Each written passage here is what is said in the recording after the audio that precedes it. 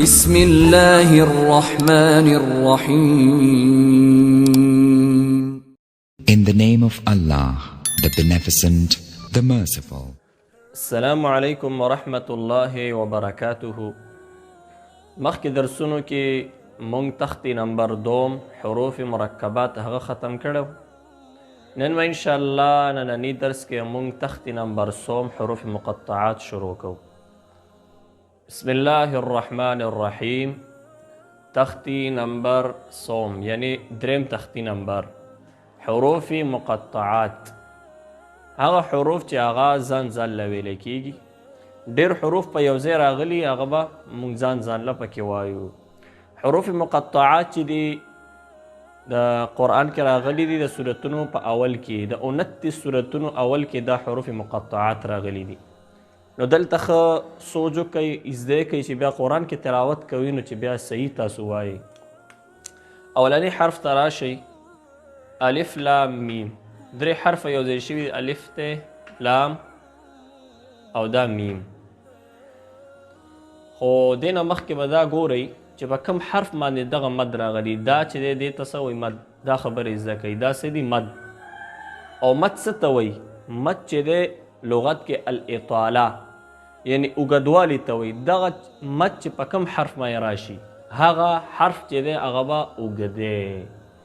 نو ګورئ دلته ګورئ، دا مد چې دی دا په لام راغلی دی، پس لام. دلته میم باندې هم مد راغلی دی، دا مد نشانه او علامه ده. وګورئ نو دا چې په کوم راشي هغه به اوږد دی. ګوره دلته راغلی په میم باندې هم. بله خبره دا ده، دا شد وګورئ، شد چې راشي نو دا لام میم چې دی دا یو ځای کیږي. د دې لام کې چې کوم میم دی هغه د میم سره یو ځای شي، نو دلته ادغام وشي او دلته په دې بل حرف باندې شد راشي. او دا شد چې راغلی میم باندې ګوره دې کې غنم کیږي. اوس باندې زده کوئ، ګوره زه څنګه وایم. بسم الله الرحمن الرحیم. الف لام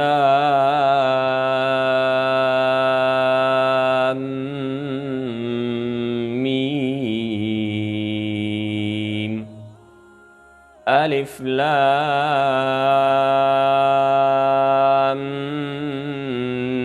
میم. بیا مد کې اقسام دي.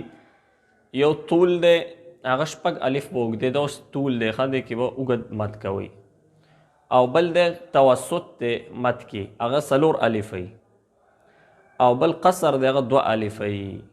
نو دلته دا اوږد مد دی، دا به اوږد دی ډېر. صحیح ده. دویم حرف ته راشئ، الف لام میم صاد. دا یو ځای شوي دی. وګورئ نو موږ به اول ګورو چې دا مد په کم حرف راغلی دی.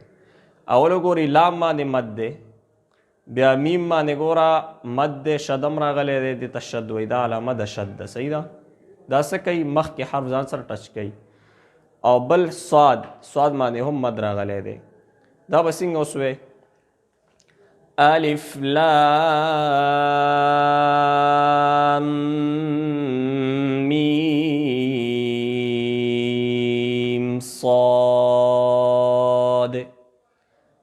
الف لام میم صاد. بل حرف وګورئ، الف لام او را. ما تاسو ویل اول وګورئ مد په کم حرف راغلی دی. په دې دریو کې په لام باندې مد راغلی دی، نو لام به پکې اوږد دی. او دا را دا کړه دی، هغه دې ته څه وایي؟ کړه. نو دا به نه اوږد دی، دا به 2 الف وي. ګورئ دا ډېر اوږدېږي، دا نه اوږدېږي. ګورئ الف لام را. الف لام را. بل حرف وګورئ، الف لام میم را. دا یو ځای شوي دي. اول پکې وګورئ په کوم حرف باندې مد راغلی دی، نو اب اوږد دی. په لام باندې وګوره مد راغلی دی، او میم باندې هم مد راغلی دی. میم باندې شد دی، نو دی کې غنه به هم لږه کې او مد به هم کې. دلته چې دی مد نه کېږي ځکه کړه دی. صحیح شو؟ ګورئ الف لام میم را. الف لام میم را. بل حرف چې دی کاف ها یا عین صاد ګوره یو ځای شوي څو حرف دي 1 2 3 4 5 او ګورئ نو دا خو کاف ها یا عین صاد خو یو ځای شوي دي خو اول بس ګورئ مد وګوره په چا چا باندې مد دی ګوره کاف باندې مرګ را کاف باندې ګوره مد راغلی دی که نه او ها او یا باندې مد نشته کړه کړه دي نو دا اوږدی نه عین باندې وګوره مد راغلی دی عین به اوږدی صاد باندې هم مد راغلی دی هغه به څه کې اوږدی اوس به دا څنګه وی ګورئ زده کوئ دا لږ مشکل دی ویلو کې خو لږ سوچ وکئ صحیح ده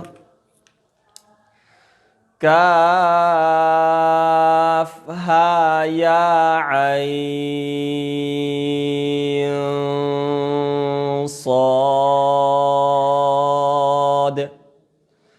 کاف ها یا عین صاد. دا نننی درسو. السلام علیکم ورحمة الله وبرکاته.